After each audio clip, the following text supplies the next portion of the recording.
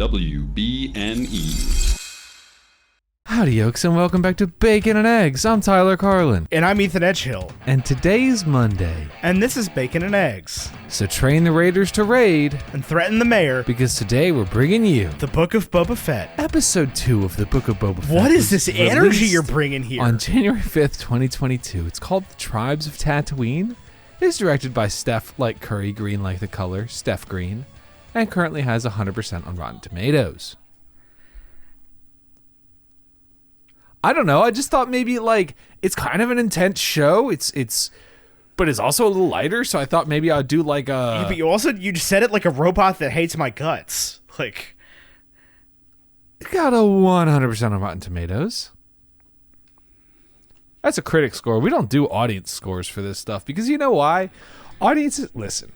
If I were to say invest in something in the TV or in the review space. I think there is an untapped market. Listen, I'm getting businessy on you. Untapped market for television episode reviews. As just like a regular person? As like a medium just altogether. Joe Schmo? I think the capacity for one person to rise to the top of that world is so up for the grabs. You, me, old Joe Schmo over there. If we literally all we had to do was sit down and write out these episodes, not the part where you wave what looks like Afro pics in front of the microphone. Those are not Afro pics. Oh, when they were flapping them, they looked like Afro pics. Yeah, I still see it. Not where you're waving gels like a Polaroid picture. You know, actually, you're not supposed to shake a Polaroid. Listen, Ethan, I get it. You're a photographer. You went to the Peter McKinnon School of Film. I didn't say a word. This is one of my least favorite games that you play. Is what? Assume that I'm going to say something that I'm not, and then get mad at me for it. But anyway. Let's talk about Star Wars. Let's talk Star I get Wars. the feeling that you're not jazzed on this episode. No, I thought it was freaking awesome. I will say, here's where I'm at. Well, forgive me for not immediately assuming that based on your introduction of the episode. Episode 1, I was more interested in what we're calling present day Boba Fett's dealings. Episode 2, I could not give two craps about the two Hutts. But that Tusken Raider scene. Yeah, that was cool. That was awesome. That was and the two Hutts thing was kind of like, oh, they did it. There's more Hutts. There's more Hutts. There's a dark Chewbacca. There's like the dark Chewbacca dude. There's, I don't know, man. What's going to happen? I'm assuming he's going to kill the Hutts. Yeah. But he has to ask permission? From who? I don't know. Maybe Jango's still alive. No, that would be a weird position for Jango to hold. Still alive? Not still alive, but in charge of the Hutts? But think about this, Ethan. When this has been a complaint I've had about Attack of the Clones since I first saw it in 2002. When Boba holds up Jango's helmet, his head doesn't fall out. Yeah. That means that his head is just floating around out there somewhere. Yeah. It'd be tough to tell that it's him, though, because all the clones looked like him, too. That's true. They did indeed. Here's the thing. They really want you to care about that scene, though. Which scene? The scene where Boba holds up Jango's helmet. They really want you to care about that scene. Yeah, they keep coming back to it. They are, I think, going to keep coming back to it. Do you think we're going to get that kid as an actor again as a child? No. That they filmed it back in 2001. Yeah, I was going to say, he is certainly... 30. 30 at least, yeah. Like an adult. He's older than us, guaranteed. You think they've been holding on to that footage this whole time? No. No. I think if there's anything George Lucas was holding on to, it would have gotten made already. Ooh, I don't know about that. You think Lucas Sando? You think he was holding on to something? Or no? No, I don't. That's what I'm saying. You think it's all out there? Every little piece of it. Tell Yep. me what you thought of this episode, Ethan. We've got a very cool scene where a man makes a lightsaber gaffy stick. That is true. Yeah. We've got a very cool train robbery. Yeah. Oh, there's trains in this one. I was a big fan of the train robbery. So you like train robberies? That seems like it is inherently anti-Ethan. Why? Because I feel like they defaced a train. I mean, that's fine. And not in like a graffiti way. In like a... I'm 100% in favor of defacing trains with graffiti. Yeah, that's always cool. Yeah. But, yeah, no, I mean, like, look, you and I had the same middle school education. You and I both played The Great Locomotive Chase by Robert E.B. Smith. Yes. Yeah, so, like, that's all I'm saying. It's like that made train robberies cool. That and Butch Cassidy. And Red Dead Redemption 2. Wait, this is what the flutes do. Ready? I'm going to demonstrate with a pen.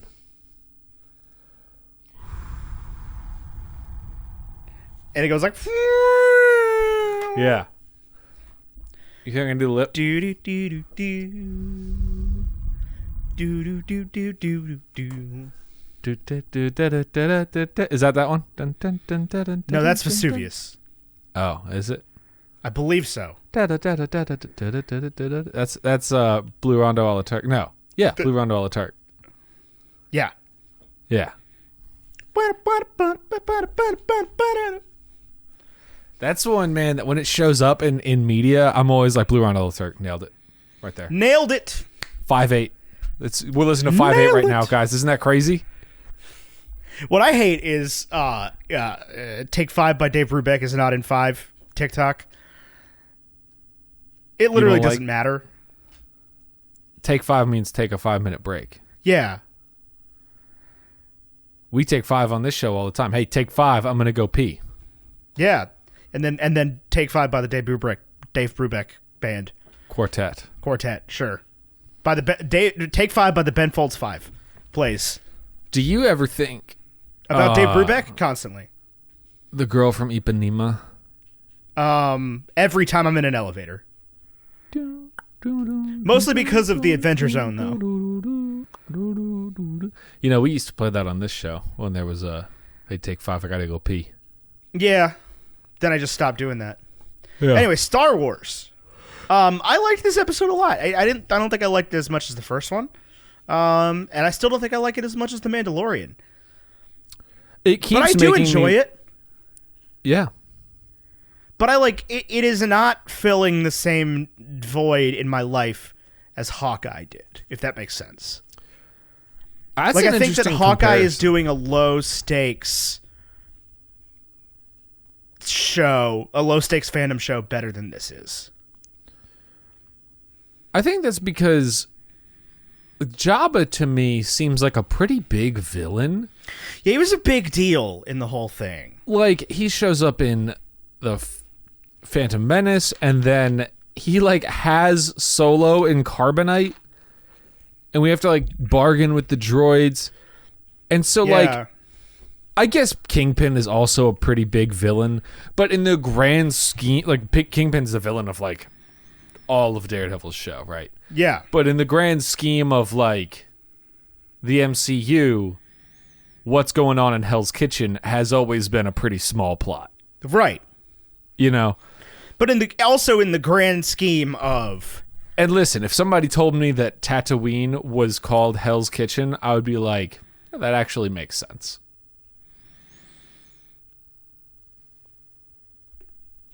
Go ahead, sorry.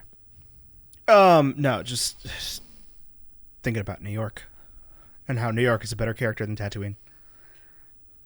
They're doing work to make Tatooine a character. They are. They're really doing work to sell you on the not the humanization, but like the personization of the Tuskens, because they're not human, right? Like, they aren't human. Right. It's like humanization's always kind of a weird word when like you're talking about people that aren't human. Yeah, but I mean, it goes back to the, like, is Chewbacca a person thing. Chewbacca is a person. Chewbacca is not a human. Right. I think that is the thing that gets lost too often in these kind of debates is people be like, you'd be like, oh, so-and-so isn't human. They're like, what, you mean he's not a person? I'm like, no, human's a species. Person is a concept. Yeah. But, like, here's my thing, okay? If we're gonna retcon that the Tusken Raiders are, like, a pretty chill, cool people that just really want their land back, why do they gotta sound like that? Why can't they just be like, psych, all the Tusken Raiders talk like this? Like, that would be better than... I just don't have an issue with this. It just makes me gag, dude, like, listening to them. I don't know, I've guess always hated the noises they make, like, ever since I was a kid. They were scary as a kid. Right, man, and now we're not trying to make them scary anymore. No, I think they are still supposed to be scary. I think Din and Boba... I think it was a cool trick to make Din, like, cooperate with the Tusken Raiders, right? Like, that was like oh, wow, yeah, he can...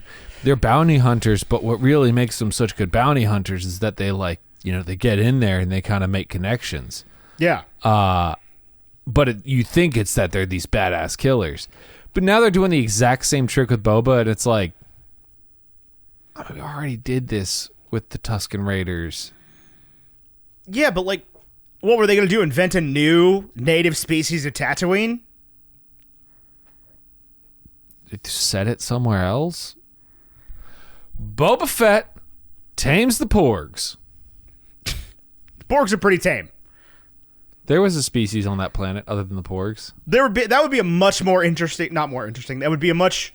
it'd be a different show for sure if Boba Fett was just like... What, if, like, Boba Fett hung out where Luke Skywalker was hiding? Yeah. Listen, you little birds. You and I, we're going to have an agreement here. I run this place. I'm in charge here. Rah! I will rule with respect. With respect. Yeah. And the Porgs are like... Rah! Coke, LMP, burger rings, respect. Boba being anti-spice was an interesting plot hole, or plot device to throw in there. It's got to be a Django thing. It's got to be a Django thing, right? We're gonna have to figure out more about that. Yeah, because, like, you gotta wonder why did Django end up on Camino, agreeing to work with the cloners? Will end up being a more interesting story than what did Boba Fett do after he gets out of the Sarlacc pit. Maybe. I'm finding what Boba did after he gets out of the Sarlacc pit pretty interesting, honestly. So am I. I really am enjoying learning because, like, it's very cool that we're getting a piece of this show that's almost entirely not dialogue driven. I would agree with that. You talk about the Tusken Raider portion? Yeah, the whole flashback scenes. Yeah. And, like, they're learning each other's languages, which I've always found the thing in Star Wars wild where the whole, like, both groups learn to understand but not speak. What, like... Because, like, Han understands Chewie, and Chewie understands Han. Yes. But, like, Han doesn't speak Wookiee. I've always thought of that and as Chewbacca doesn't speak I always common. thought of that as like a vocal cord thing. Like, I mean, I'm sure it is, but, like... Yeah.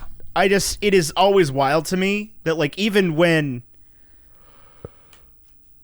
You know, because he just talks to the Hutts, right? And, like, they can say solo. They make words. The Hutts make words. Yeah. It's not Tolkien level, right? It's not like a real language. No, sure. But, like, it seems like if they can understand the English, they would just... It would honestly be easier on everybody if they were just like, listen, Boba Fett. Instead of being like, Fett. We have been on Nal Hutta. Yeah, I do. I am definitely interested in the flashback scene more in this episode, but I am enjoying also seeing Boba and how he's gonna rule, right? How he's gonna be different. And I think it colors really well. Like, we don't know a lot about how Jabba ruled, right? Like, Well, we didn't know he did. Well, you put Leia in a metal bikini.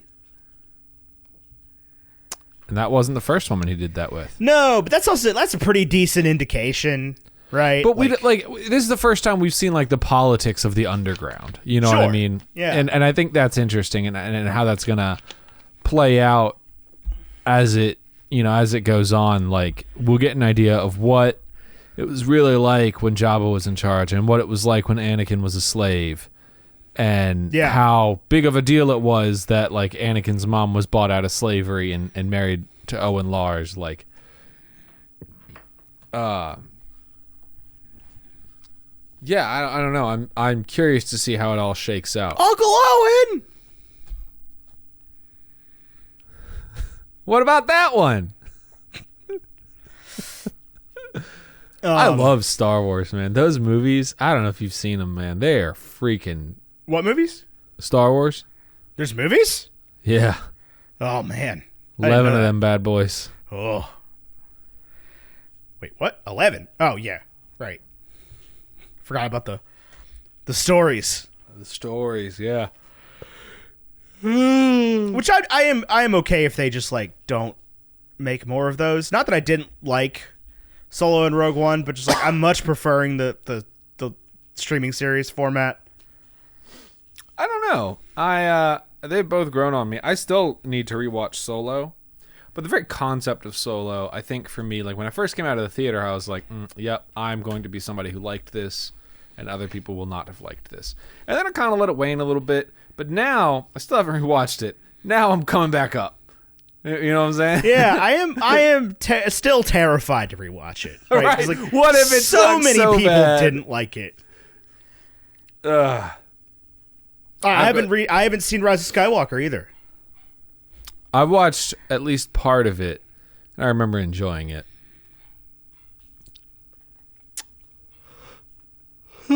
Yeah, it's no Force Awakens though. No Last Jedi either. That's true. You didn't like The Last Jedi. You've been hanging out at that office of yours. No, I did like The Last Jedi, but I have never claimed that I liked it as much as The Force Awakens. That office of yours where they hate The Last Jedi. I bet Rylesworth is a Rian Johnson fan. Oh, definitely. Definitely. We don't like Tom Hanks, so it Your brother made a pretty compelling video about 3 simple ways to fix the Star Wars sequels that I really enjoyed. But I like this show more than both of them. More than both of my brothers? Yeah. You like this show more than you like my brothers? No. Oh. I like this show more than they like this show. Oh, I'm not surprised that they're not jazzed about it. I think part of theory culture really thrives on new content not coming out. Right? Yeah. Like, it is always better in the ethereal. I see what you did there. What do you mean? The ethereal. I don't see what I did there. Like, ethereal has the word theory in it. Oh, yeah. Yeah. I think that's probably how it shakes out. BRB making a theory YouTube channel called Ethereal. It's not bad. But I don't think it'll do well for SEO. No. Because ethereal is not a word. That would probably violate a non-compete clause that I didn't know I signed either. Nah, I bet you're fine. If I was like, what's up, I'm Ethan Edgehill, I make Star Wars and Marvel and Harry Potter theories. I mean, to be fair, we do upload YouTube videos where we do spout theories on this show. That's true. Granted, like, there would be no way for me to, like, be in that office and also come up with my own ideas. Like, that are entirely original. You'd have to quit first. Yeah. That's what I meant. Oh, yeah. If I started Ethereal tomorrow. Ethereal. No, that's worse. Ethan TikTok. So I watched this episode. Here's the thing, is I have already mostly forgotten what happened in this episode. And I watched it 45 minutes ago. Yeah. Put yourself in my shoes. I watched it like 2 days ago. Well, that was your choice. No, it wasn't actually. I got home from the grocery store and my father-in-law was like, this was wild to me. He goes, "What's this Boba Fett show?" What do you mean Boba Fett? I mean, I know what you're talking about, but why would you read it that way? Boba Fett. Because Bob is spelled B-O-B? Okay. Followed by a vowel makes it Boba. Eh. If it was B-O-B-E, it'd be Bob. If it was B-O-B-I, it wouldn't be Bobby. It'd be Bobby. I'm sure somebody spells their name B-O-B-I and goes by Bobby. B-O-B-U? That's Bobu. Bobu!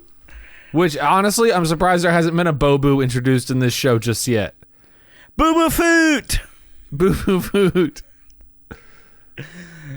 Tell me about this episode. Tell me what you loved. Tell me what you didn't love. Tell me what you think is going to happen next. Here's my theory, Ethan. And rank it on a list among all other Star Wars properties, including each individual episode of The Mandalorian and each individual episode of The Clone Wars and The Bad Batch. I mean, it ranks above every episode of Bad Batch and Clone Wars. It ranks below every episode of The Mandalorian. So that was pretty easy. Yeah, but then you got 11 movies you should throw in there. It ranks below the other episode of Book of Boba Fett. Those all rank above episodes 1 and 2. And 3. Yeah, Here's the thing. Here's the problem with the Book of Boba Fett, right? That one scene we got in the last episode was better than all of Return of the Jedi. Which one scene? The one where he sticks his hand out of the sand. Oh, that was good. It was better than all of Return of the Jedi. That actually happens in Return of the Jedi. They pan down from the Sarlacc pit, and R2-D2 pops out a foot. Does he? Yeah. I haven't seen Return of the Jedi in a long time. Yeah, and then they pick him up with like a magnet. You should watch Return of the Jedi. You might like it. I mean, it's fine. It's a fine movie. You should watch all of Star Wars. I mean, like the movies. I've seen them. No, you should do it again. Okay. Yeah, report back. Yeah, by the time we next speak, I'll have watched all the Star Wars Tomorrow. movies. Tomorrow. We record on Don't Look Up. You will have watched all of Star Wars. Nope, I won't have. I also need you to watch all of Emily in Paris.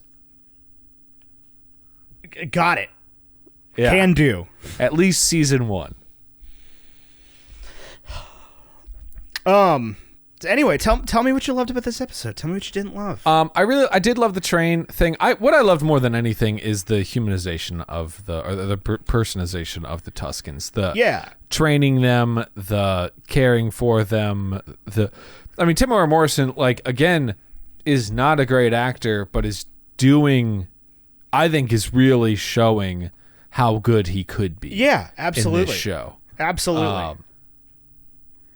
It cannot be easy to get out there and act, especially the combat stuff and then all the nonverbal stuff. Right.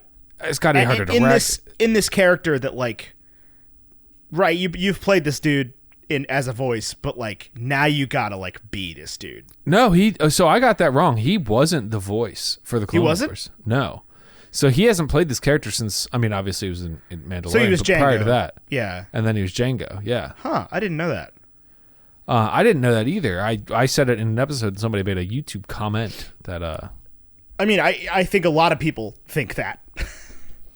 That he was the voice of all the clones? Yeah. And maybe I'm wrong again, but I'm not going to look it up. That seems like work. Yeah, I don't know. Excuse me. But yeah, so here's my theory. Here's my theory that I'm going to spout to you right now. Okay. Past Boba and current quote-unquote Boba, 2 different people. He's been cloned again. Yeah, I don't think that's true. Boba Fett squared. Nope. Can't see that happening. Yeah. I mean, that would be a wild conclusion to this show if, like, you know, at the end of it, like, Boba is, you know, fights off the Hunts and gets Mos Espa back, and then other Boba walks into town just like, where's my armor? Where's my armor?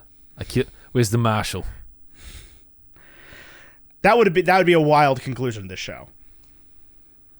Yeah, so I will be surprised. I mean, I don't think that's what's actually happening here, but I do think that there will be some sort of discussion about Camino and the cloners and the Dart, and I think it's going to have to come back, right? Like, right. They're not going to keep showing those scenes and then not take us back there, right? And then not take us back there. I also think that there's because at some point he's got to get the ship back, right? Like Slave One. Yeah. So he's got to go to wherever the ship was left at. I think there's such a cool It's Slave narrative. 2, I believe. Django had Slave 1, right? Yeah. It's the same ship. Yeah. It's called Slave 2. Oh. I think there's such an interesting narrative in Boba's character that he was this child born on this rain planet where it's constantly storming, and now he's on Tatooine. Now he lives in the desert. Raiding moisture farmers. I just think there's something... And he was like a farm creation. Like he was created, you know. He was created and he was moist. And there's an interesting parallel between Boba and Anakin in that Anakin has no father and Boba has no mother. I think that's an interesting... Boba Fett becomes Darth Vader too. Or becomes Mon Mothma. Who? Mon Mothma? Who is that? She is like the general of the rebellion. She wore white. She has short hair. Oh, yeah, okay. Before Leia, for General Organa. Yeah. Mm-hmm. I said general, somebody is about to straight up correct me. I'm sure, yeah. Here's the thing, is like, I still, like, how do we get back to the First Order? So do you want to know where the First Order comes from? I mean, you don't know where the First Order comes from. I do. No, you don't. Yes, I do. No, you don't. Oh, it's in Lost Stars. What is that? It's a book. Okay, that's not a visual property. No. But basically, I mean, and it's brief, but basically my understanding is the remnants of the Empire was large enough and, you know, destroying Death Star number 2 didn't kill enough people, essentially. And so from that rose the First Order to resist, kind of a sort of a rebellion to the New Republic. Because the New Republic's still bad, right? Like, still government. Still. Different worlds, different beliefs. I mean, I'm curious to see how we come up against that, right? Because he's... Fennec Shand made a point to be like, if they're going to kill the Hutts, you have to ask permission. And I'm very curious to see whose permission he has to get. Yeah. The big old Wookiee bounty hunter. No, I don't think that's it. No, I think they're going to face off. I'm jazzed for that. I mean, they're definitely going to face off, right? Yeah. But like, maybe he knows Palpatine's alive. Who, Boba? Yeah. Ooh. Maybe Fennec Shand knows. Maybe we find out that Palpatine was pulling the strings the whole time. Ooh, well, that is literally what Star Wars is about.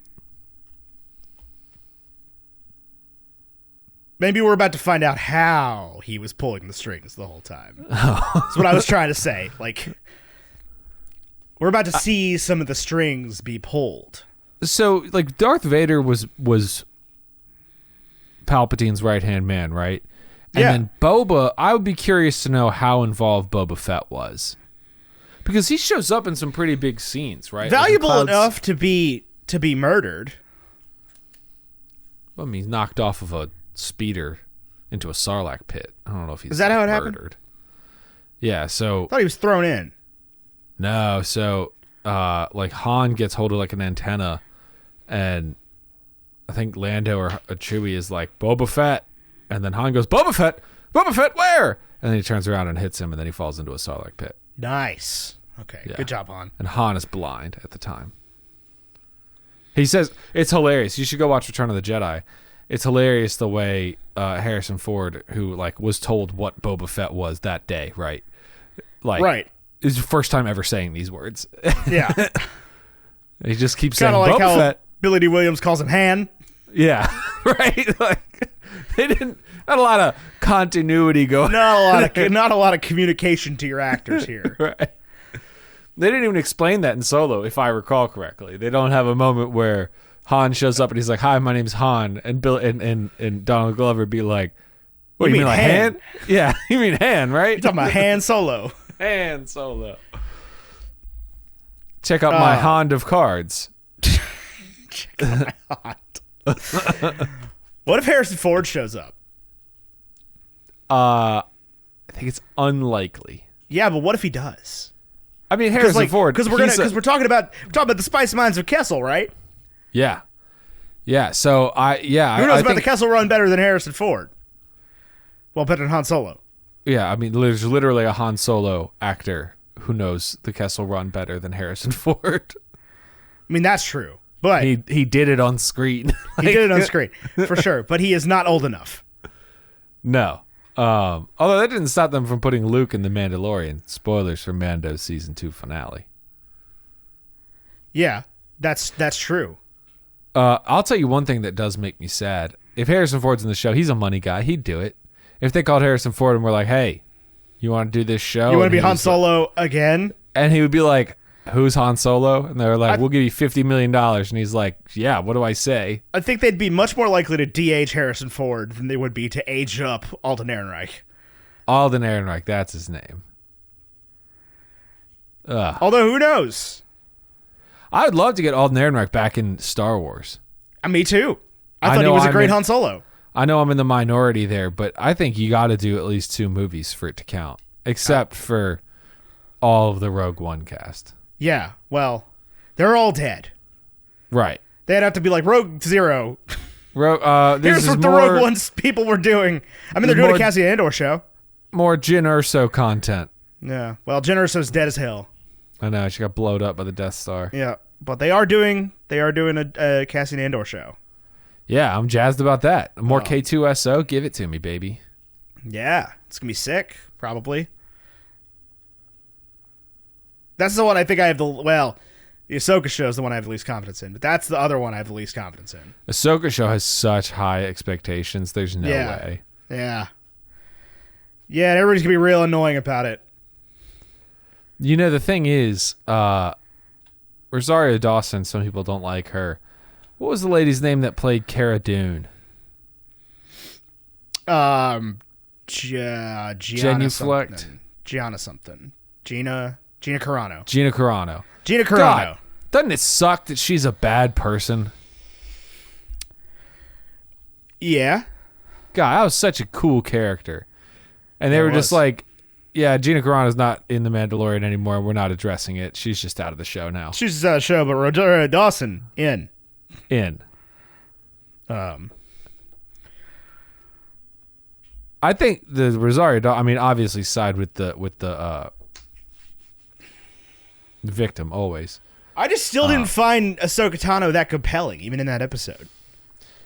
Oh, I thought she was pretty freaking cool in that episode. I would rather see a show about the what's the other Mandalorian's name?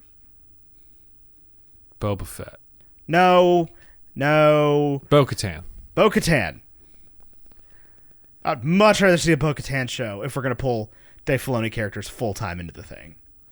Yeah. I think you would like Rebels decently enough. I don't think I would.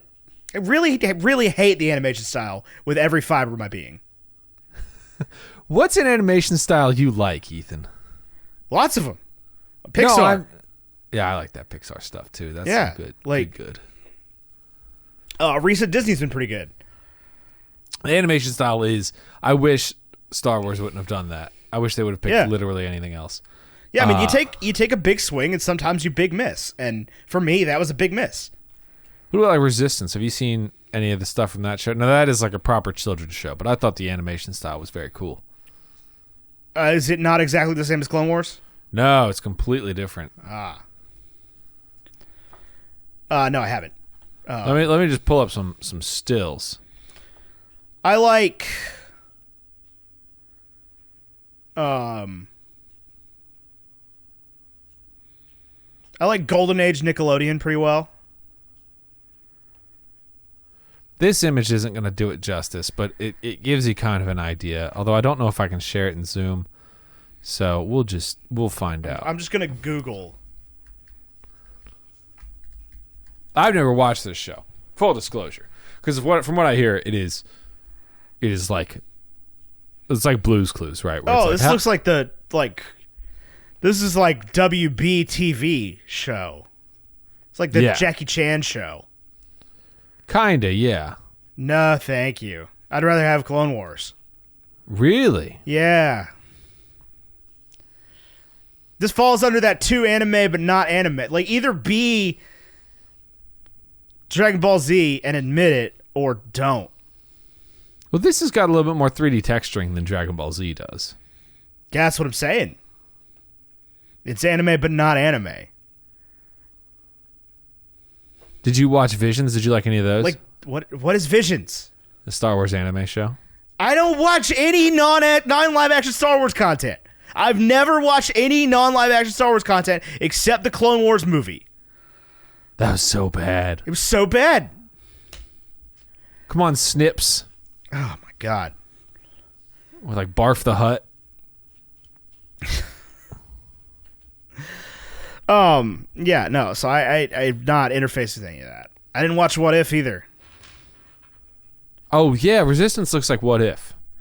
Yeah, I didn't watch What If. No, me neither. I watched the first episode and I was like, nah, that's all right. And that was the thing is even unlike Clone Wars, I didn't hear a single person being like, man, What If? Loved that. Everybody was like, yeah, it was kind of a weird thing to go to after these 2 live action shows back to back. Now we're going back to the live action shows, baby. At some point, eventually, maybe, allegedly, we're going to have anywhere between 1 and 4,000 shows this year. It's a lot of shows. It's a lot to get through. It's a lot of shows, and 0 of them have dates. Yeah. Just sort of vaguely... We've got a look at Miss Marvel. Do we? Like a trailer? Like a teaser trailer teaser. Huh.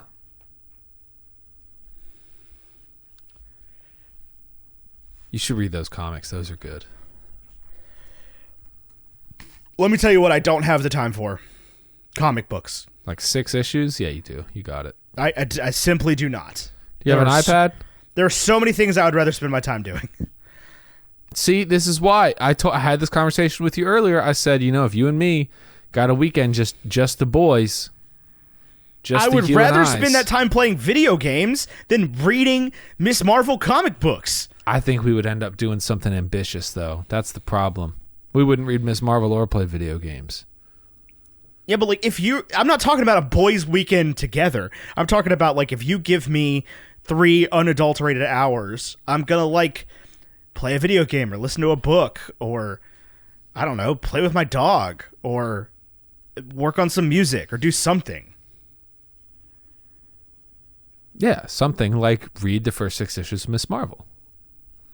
No, I don't think so. There's a lot of comics I'd rather read, honestly. It's overwhelming.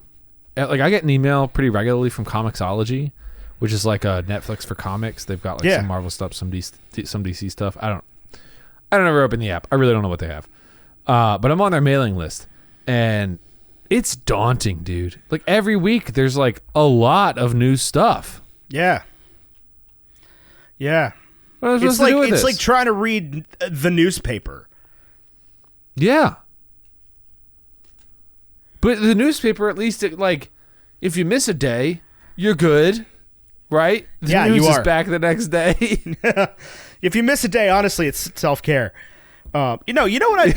Here's the thing, and here really is, I think, why I was able to grasp onto the reading challenge so easily last year, is it is exclusively content that we will not cover or review on this show. Right, so I'm watching Yellowstone right now. We're not going to cover Yellowstone on Bacon and Eggs. You don't want to cover Yellowstone? It's just not going to happen, right? We're not going to set 39 episodes aside before the next time Yellowstone comes out to cover Kevin Costner saying fuck a lot and shooting people. Welcome back to Yellowstone and Eggs. I'm John Dutton. I'm a rancher in Montana. And if you're not with me, Jamie, you're against me. I bet that's a reference to the show. And then John's son, Casey, is just like, I'm going to kill somebody. And John's like, Casey, don't kill somebody. And Casey's like, I'm going to kill somebody. And then he kills somebody. And John's like, all right, I guess I'll have to murder the sheriff. I bet these are all references to this show I've never watched. But, like, it is exclusively content that, like, we're not going to cover. And that makes it appealing to me. Because then it doesn't feel like work in any way. Like, even this episode of the Book of Boba Fett, I was definitely like, oh, I gotta watch this. It's like I gotta watch this for school, right? Like, Yeah. I'm not complaining about doing the podcast at all. But the content that we have to consume for the podcast definitely feels like I have to enjoy it less a little bit. Like, it doesn't feel, like, relaxing. Yeah. No, I get what you're saying. Because like I've been rewatching those Potter movies on Blu-rays that were purchased prior to 2019, and Good for you. yeah, thank you. You look I happy appreciate and that. healthy. Yeah, And I know for a damn fact that you're watching them on HBO Max, you liar. Oh, but I own the Blu-rays purchased prior to 2019. So do I. We bought them on the same day. Yeah, and what's so relaxing about watching them is that I can just put them on and leave the room. Yep. You know what I'm saying? Yep. I can go to the bathroom and it comes Right. back and I know exactly what has happened. Right, no pressure, and I don't have to, like, even if we were to do them again for the show, I would feel like I have to sit down and look at them. And watch them. Yeah, I'll tell you this much, though. Like, I am currently re-listening to Name of the Wind by Patrick Rothfuss. yeah.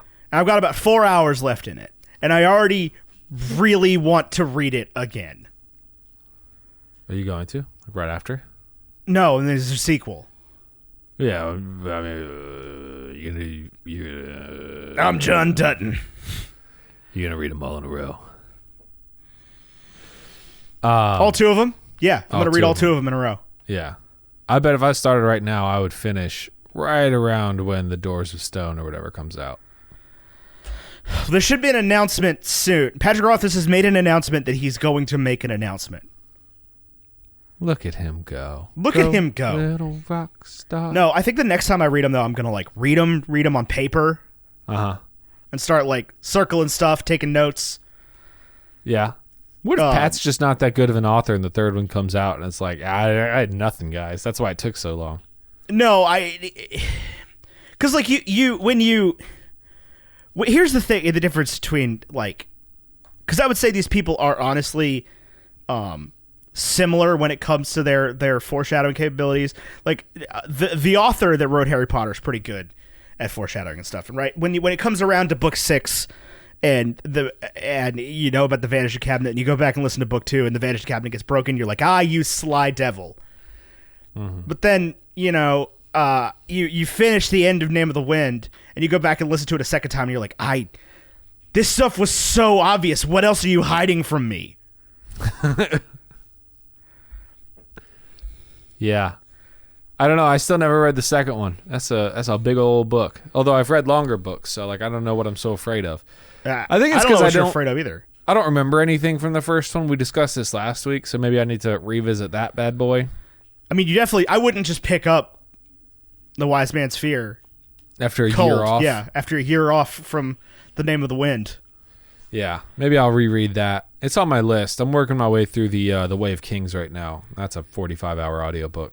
That's true. So maybe after that. My goal this year is longer books. I'm less interested in total number and more kind of interested in like page count if I was going to quantify it. Yeah. Last year I read a lot of books that were like 120 pages and they're great. I really got into novellas. Yeah. But now I really want to get into sort of epic and high fantasy. Fair enough. Well, we just reviewed an episode of not very epic and not very high space fantasy. Yeah. This has been the Book of Boba Fett, episode 2, Bacon and Eggs review. We will be back on Thursday with our review of Don't Look Up, the movie with Leonardo DiCaprio and Jennifer Lawrence and Timothy Chalamet. And Meryl Streep. Sure. Jonah Hill. I don't know who else is in it beyond those three. I've seen the one clip where Timothy Chalamet's like, I fucking love fingerling potatoes. Well, yeah, we'll see you then. Otherwise, Bye. Bye.